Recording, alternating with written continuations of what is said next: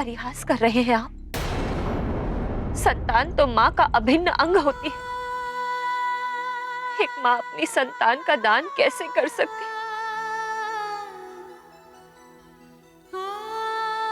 वैद्यराज, आप मेरे पुत्र को स्वस्थ कर सकते हैं तो? हम इसे स्वस्थ करने के लिए ही आए हैं, किंतु आपको अपना वचन निभाना होगा।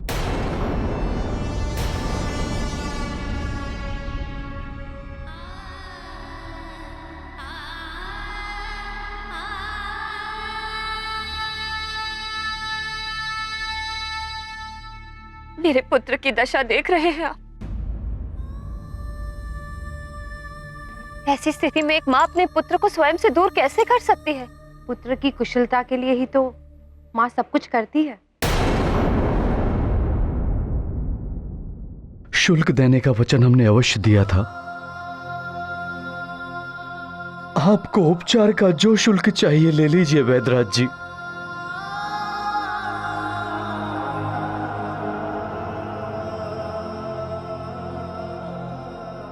किंतु माता पिता की पीड़ा को समझिए।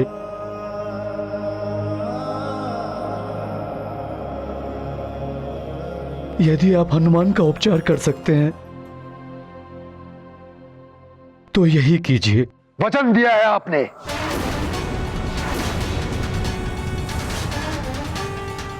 अब आज अपने ही वचन से विमुख हो रहे हैं। एक माँ की विवशता का लाभ उठाने का प्रयास कर रहे हैं आप भी तो नारी हैं। एक माँ की पीड़ा समझ सकती है। समझाइए वैद्यराज जी को। बस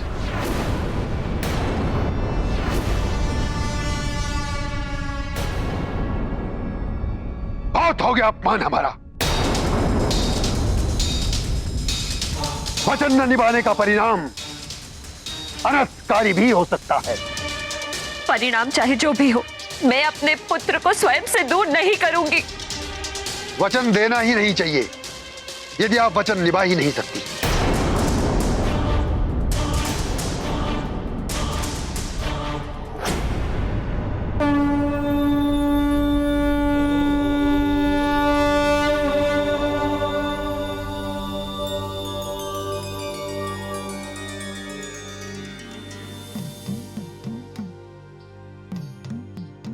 परंतु मुझे जो निभाना है वो मैं निभा के ही रहूंगा।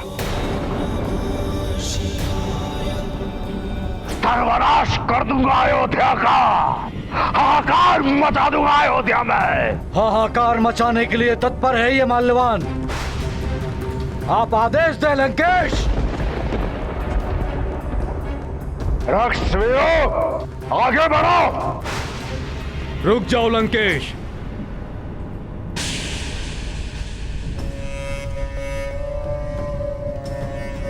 गुरुदेव प्रणाम।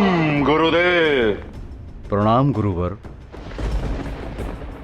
अच्छा हुआ आप आ गए। विजय का आशीर्वाद दीजिए। लंकेश, तुम विजय की ओर नहीं विनाश की ओर जा रहे हो।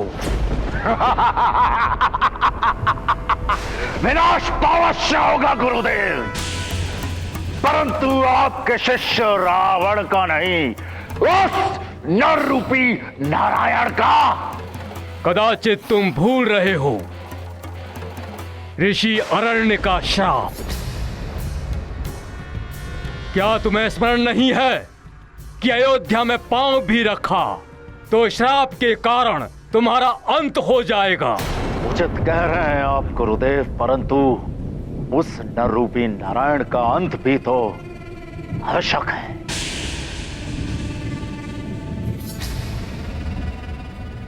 रावण, मैं दैत्य हूं, दानवों और राक्षसों का गुरु। इन सब की आशा भरी दृष्टि तुम पर टिकी हुई है दशानन। इसलिए तुम्हें कोई भी विवेकहीन कार्य करने से रोकना मेरा कर्तव्य है। आपका कथन सत्य है गुरुदेव, परंतु यदि तुम्हारे हाथों उस नारायण के अवतार की मृत्यु होगी तो वो अयोध्या में नहीं हो सकती। यदि उसका वध करना है तो उसे विवश करना होगा कि वो लंका में आए। तुम्हारे हाथों उसकी मृत्यु लंका की भूमि पर ही हो सकती है और कहीं नहीं। यही विधि का विधान है लंकेश।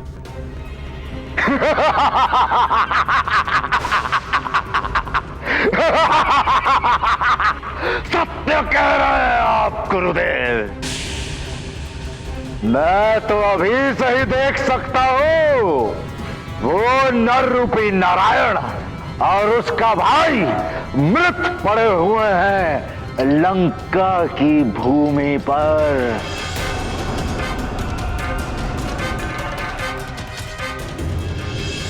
मैंने स्वयं उन्हें अपने इन्हीं हाथों से मृत्यु दी है। ओम अग्नये स्वाहा स्वाहा स्वाहा स्वाहा स्वाहा। अब ज्येष्ठ महारानी कौशल्या आए, जिससे आगे की विधि आरंभ की जाए।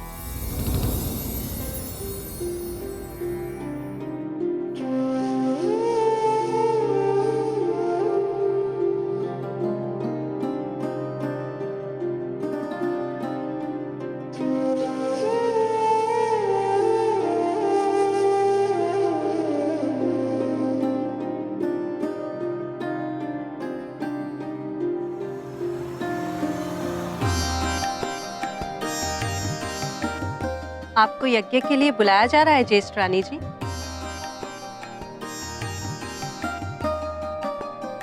तुम मुझे कौशल्या या रानी जी ही कहा करो। ज्येष्ठ संबोधन में अपनापन सा नहीं लगता सुमित्रा। किंतु आपके प्रति श्रद्धा और सम्मान मुझे आपका नाम लेने नहीं देगा। तुम्हारे श्रद्धा भाव को मैं जानती हूँ सुमित्रा।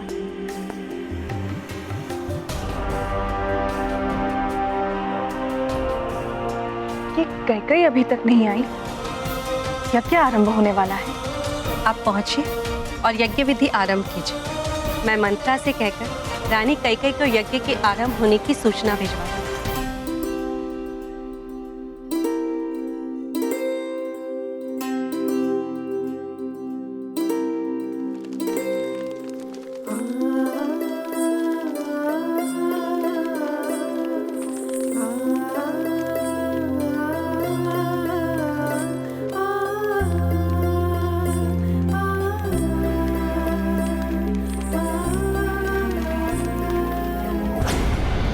जय लंकेश।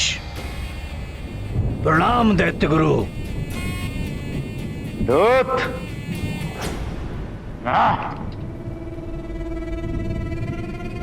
तुम्हें तो मैंने अयोध्या भेजा था, क्या सूचना लाए हो? लंकेश, अयोध्या में समस्त सूर्यवंशी निरति यज्ञ कर रहे हैं। उन्होंने शपथ ली है जब तक यज्ञ चलेगा तब तक कोई भी सूर्यवंशी अस्त्र शस्त्र नहीं उठाएगा।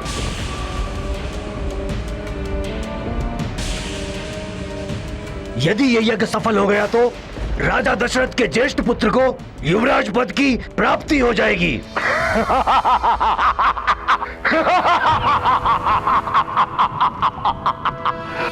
प्रसन्न कर दिया तुमने रावण को गुप्तचर। शुभ संकेत है ये तो। अब रावण से अयोध्या के सूर्यवंशियों और नर रूपी नारायण को कोई भी नहीं बचा सकता।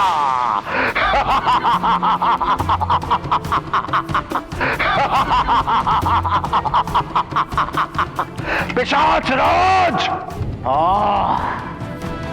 पिशाच राज को भेजूंगा मैं अयोध्या में यज्ञ का विध्वंस करने के लिए, सूर्यवंशियों का वध करने के लिए,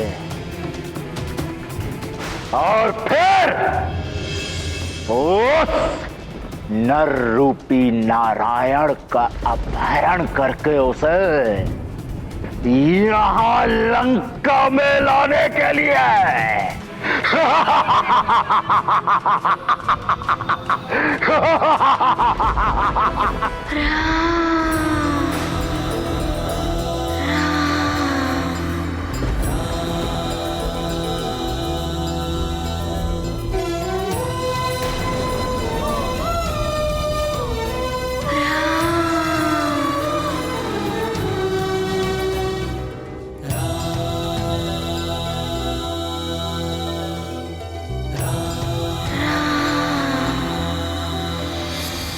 नारायण अवतार की सूचना पाकर रावण ने अन्य बालकों का वध करना तो रुकवा दिया है, किंतु अब वो अयोध्या पर आक्रमण करने के लिए अपने विशेष राक्षसों की सेना भेज रहा है। हाँ महेश्वर, अयोध्या में तो सबने निवृत्ति यज्ञ के लिए निशस्त्र रहने की शपथ ग्रहण कर ली है। अब प्रभु श्री राम की रक्षा कौन करेगा? आप सबकी चिंता निरर्थक नहीं। इस स्थिति में प्रभु राम की रक्षा एकमात्र हनुमान ही कर सकता है।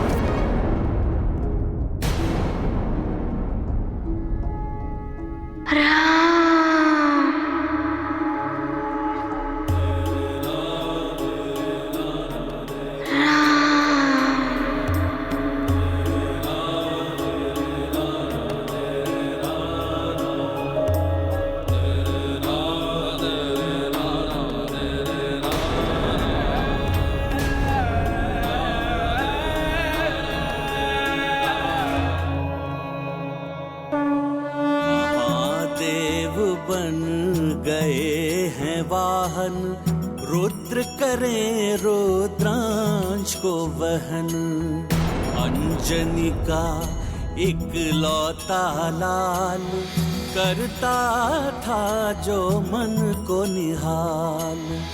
माँ का जीवन धन हनुमान, बिछुड़े जैसे निकसे प्राण। माँ के अश्रु हो रहे व्यर्थ, हनुमत को बस राम से सुनना सबका, करना मन का मंत्र, यही है मंथरा का। महारानी कैकेयी, यज्ञ में कितने अतिथिगण उपस्थित होंगे? कुछ तो साज श्रृंगार कर लीजिए। हाँ रानी जी, ज्येष्ठ रानी जी ने ये वस्त्र और आभूषण भेजे हैं आपके लिए। आज के दिन के लिए ही तो उन्होंने विशेष रूप से आपके लिए बनवाए थे। इन्हें धारण करके आप बहुत सुंदर लगेंगी। सुंदर दिखकर मैं क्या करूंगी? मेरा राम वो तो उदास, और जब तक राम उदास है मेरा मन कैसे लगेगा साज श्रृंगार से? किंतु महारानी कैकेयी, इस प्रकार वहाँ महाराज के सामने पुराने वस्त्रों में। मैं ऐसी ही भली हूँ। सेविकाओं, ये साज श्रृंगार का सामान तुम सब ले जाओ। किंतु मैं रानी जी को क्या उत्तर दूंगी? उन्हें उत्तर मैं दे दूं। जाओ तुम सब।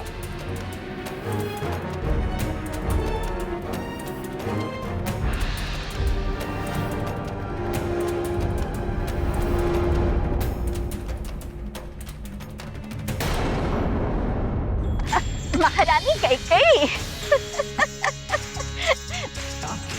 सुनना सबका, करना मन का। महारानी कैकेयी, आपसे बड़ी अभिनेत्री तो पूरे संसार में नहीं होगी। लगता है भरत मुनि से नाट्य शास्त्र का प्रशिक्षण लिया है आपने। मंत्रा, तुम तो मेरे मन के मंत्र को भली भांति जानती, तभी तो मंत्रा नाम है तुम्हारा। वो तो ठीक है महारानी कैकेयी, किंतु तनिक सच सवर लेती। महाराज देखेंगे तो क्या सोचेंगे? देखिए जल दर्पण में आपका मुखड़ा कैसा लग रहा है? ठीक ही है तुम्हारा अनुमान।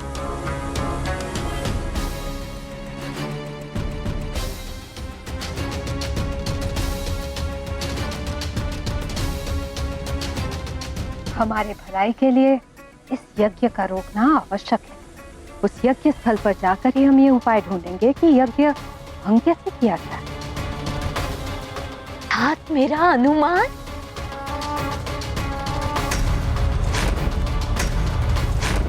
अभी भी कामिनी, कुरंग नैना, विलासिनी लग रही हूँ। मंत्रा, महाराज के लिए मेरी इतनी सुंदरता भी पर्याप्त है। चले? सुनना सब चलो।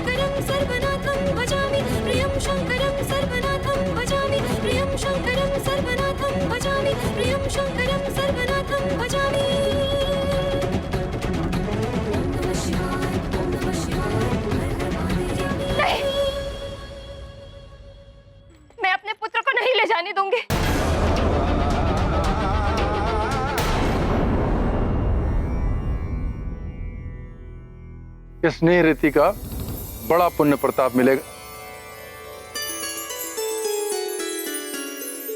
जीवन मार्ग निष्कंटक रहेगा।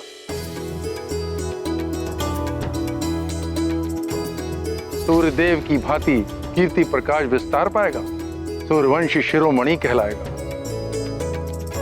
यह यज्ञ राम के युवराज बनने में अत्यंत आवश्यक है।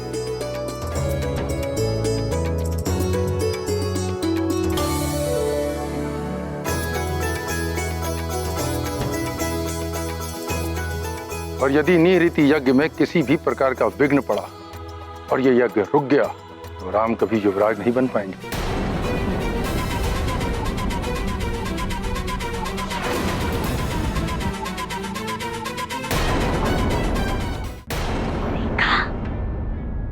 बड़ी होने का कब तक लाभ उठाती रहेंगी ज्येष्ठ रानी जी? स्वाहा स्वाहा स्वाहा स्वाहा स्वाहा। कैसे बैठी है महाराज के साथ? सुनना सबका, करना मन का। मंत्र यही है मंथरा का। आज वो ज्येष्ठ बनकर सबका लाभ उठा रही है, कल उनका पुत्र लाभ उठाएगा। भले ही कुछ पलों से ही सही, किंतु ज्येष्ठ तो वो है ही सबसे। कैसी बातें कर रही हो तुम मंत्रा? इतना मत सोचा करो। सुनना सबका, करना मन का। मंत्र यही है मंथरा का।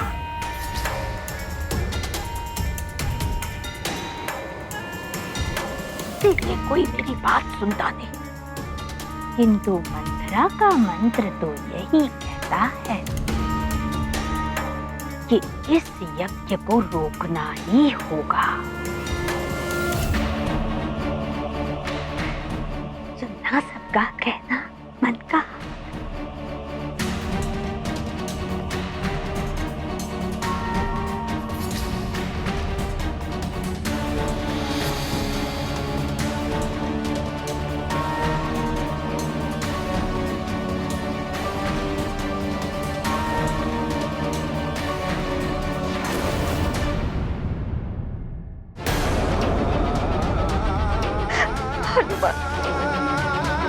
मेरे लाल, तुम्हें मैं किसी को अपने से दूर नहीं ले जाने दूंगी।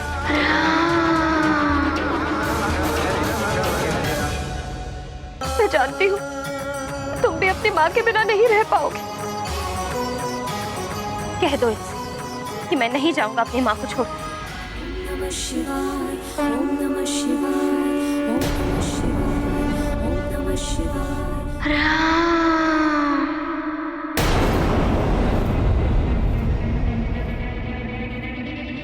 कह दो इनसे कुछ, कह दो कि तुम नहीं जाओगे।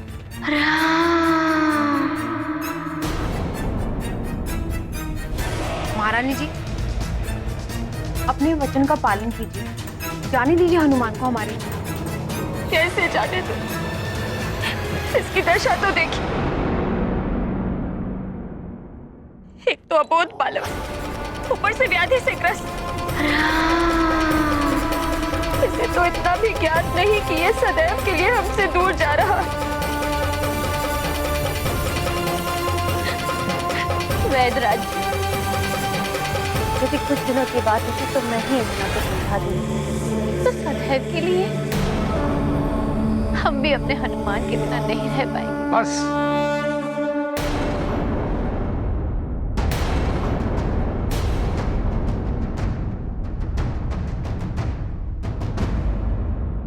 आप सब अपराध कर रहे हैं वचन तोड़ने का।